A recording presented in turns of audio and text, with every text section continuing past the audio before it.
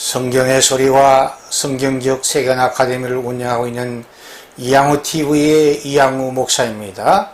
반갑습니다. 나의 사랑이요 나의 기쁨이며 나의 희망이신 8,500만 대한민국 국민 여러분, 여러분을 진심으로 사랑합니다. 먼저 여러분의 삶의 자양분이 될 책 한 권을 소개합니다. 이양우저 인간의 슬픔, 하나님의 위로입니다.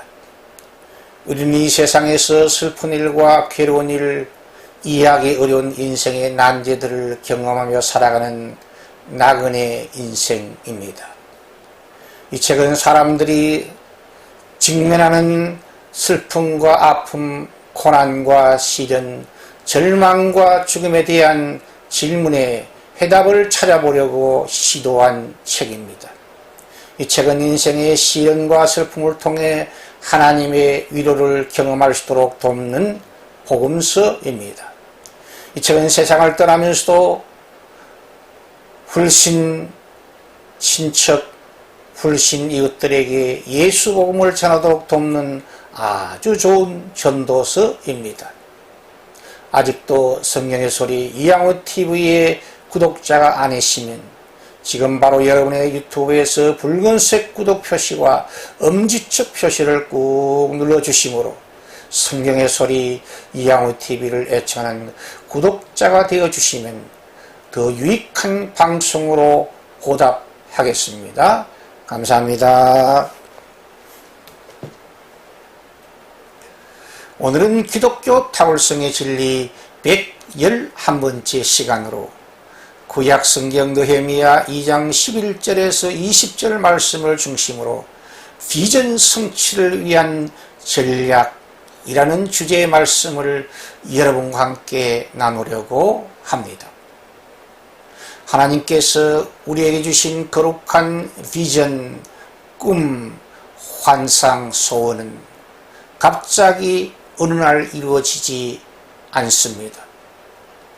혹시 외형적으로 갑자기 이루어진 것 같이 보여도 보이지 않는 곳에서 수많은 사람들의 기도와 연구가 있었고 수많은 사람들의 고민과 갈등이 있었고 수많은 사람들의 수고의 땀과 눈물, 수많은 사람들의 희생과 피해 헌신이 있었음을 우리는 잊지 말아야 합니다.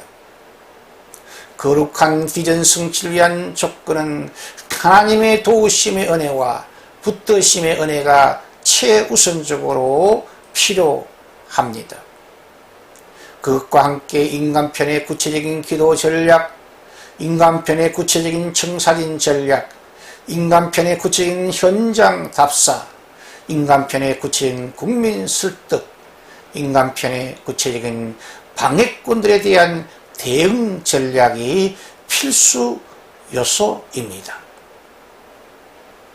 하나님께서 우리에게 주신 거룩한 비전과 꿈의 성취를 위한 전략은 현장 확인주의 정신입니다.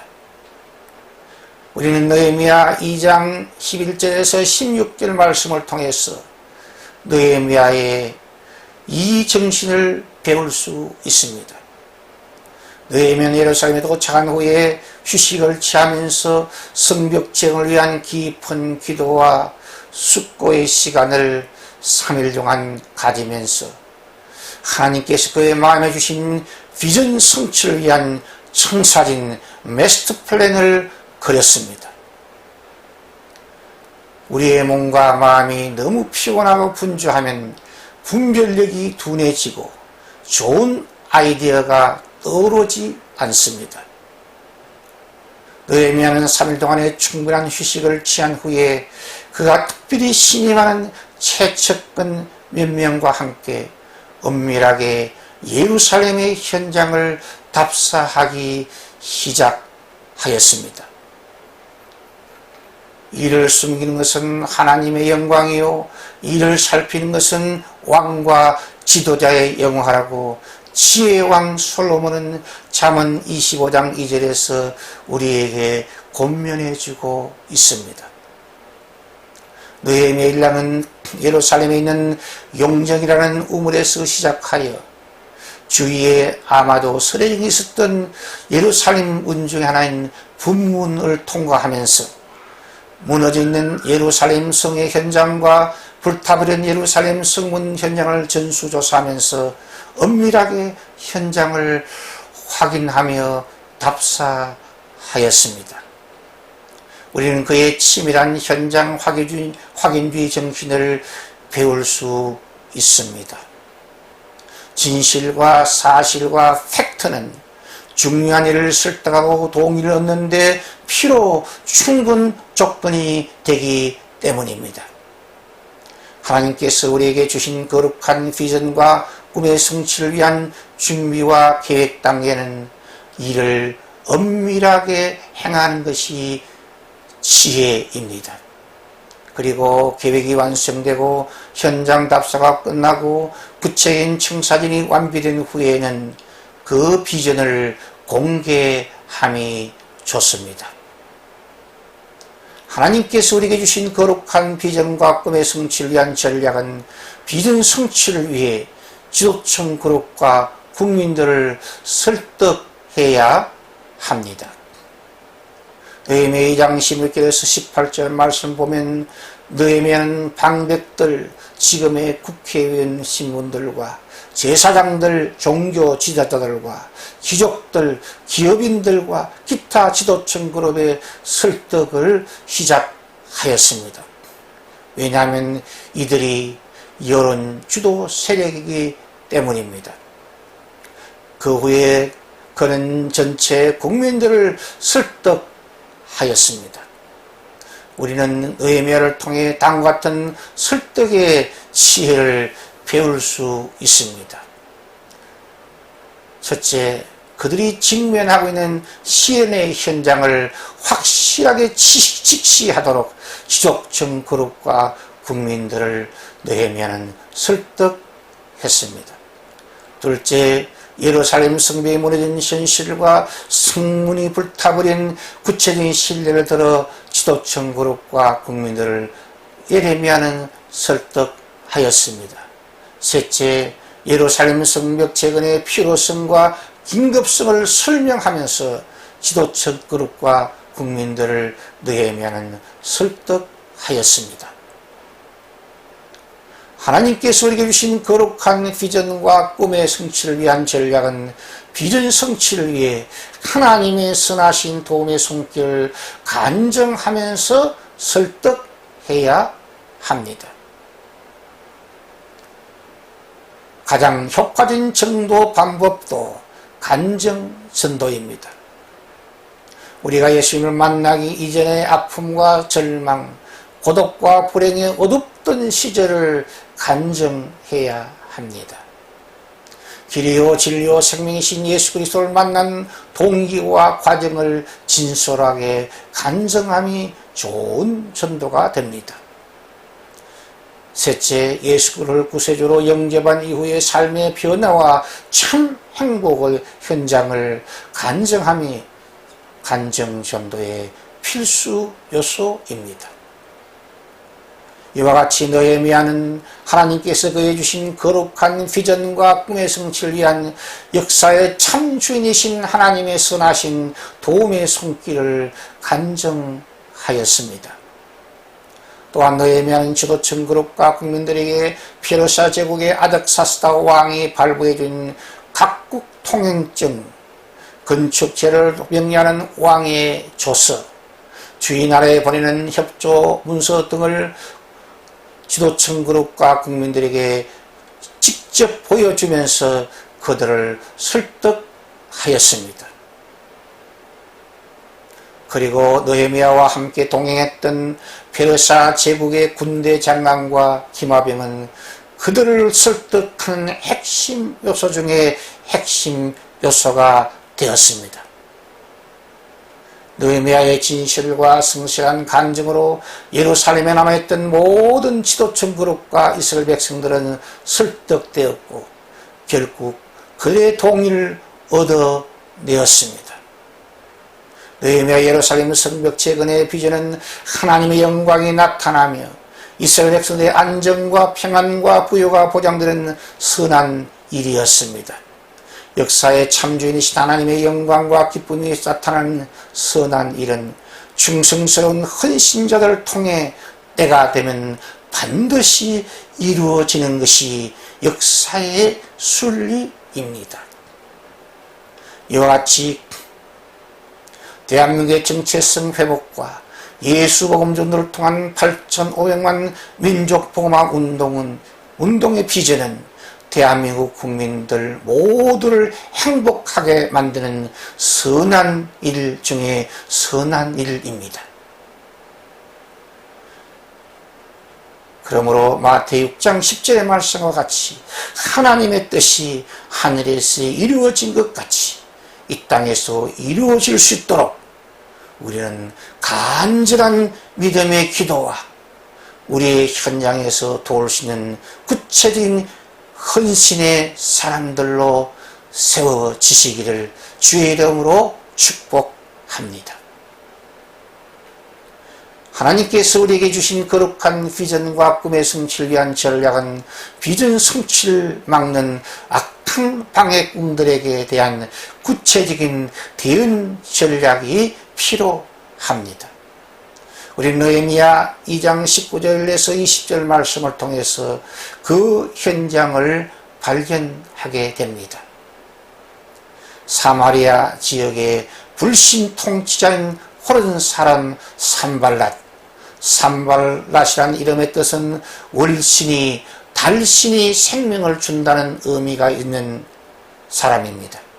암몬 사람 도비아는 주 여호와는 선하다는 뜻의 의미를 가진 도비아와 또한 아라비아 사람 게셈 등의 악한 지도자들이 연합하여 느헤미야의 예루살렘 성벽 재건 사역을 비웃고 페르시아 황제의 방위를 든다는 악한 소문을 퍼뜨려 방해하기 시작하였습니다. 특히 이 악한 일에 협조한 방해꾼들 중에 도비아는 그 이름의 의미와 같이 아마도 하나님을 믿던 사람으로 짐작이 됩니다. 우리 한국 역사 중에 해방 후 북한에서 김일성이 북한 지도자로 세워질 초기에 그 일을 앞장서서 도운 분이 그 당시 기적과 치유의 황제라는 별명을 가졌던 김익두 목사님이셨습니다. 김익두 목사님은 공산주의 사상의 폐해와 천악함을 처음에는 잘 몰라서 김일성을 도와주며 김일성이 북한 사회의 지도자로 세워지도록 돕는 일을 앞장서서 했습니다. 그러나 공산주의 도당들의 잔혹함을 직접 목도하고 난 후에 김일성 돕는 일을 중단함으로 김일성에 의해 순교 제물이 되셨습니다. 그러므로 하나님을 바로 아는 것도 너무너무 중요한 일입니다. 또한 이 세상에서 모든 사상과 철학과 모든 세상의 주류와 지금의 현장을 바로 분별하고 올바른 지식을 가지는 것도 지도자에게 꼭 필요한 덕목이 되겠습니다. 하나님께서 우리에게 주신 거룩한 비전과 꿈의 성취를 방해하는 방해꾼들은 옛날에도 있었고 지금도 실존하는 것이 타락한 인류 역사의 아픈 어두운 현실입니다. 그러므로 그 대응 전략이 필수 요소입니다. 느헤미야는 하나님께서 우리 편이 되시니 그가 우리를 형통케 하시리라고 백성들을 먼저 안돈시켜 주었습니다. 그리고 우리는 하나님의 종들이라고 이스라엘 백성들의 정체성을 다시 한번 확인시켜 주었고, 그리고 하나님의 종들은 우리가 일어나 성을 건축하자고 독려하였습니다.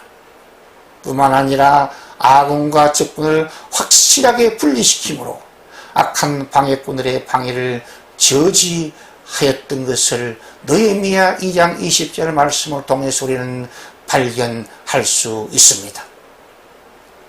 오늘의 대한민국의 역사적 현장도 자유 통일을 방해하는 악한 방해꾼들이 우리의 주위에 있습니다.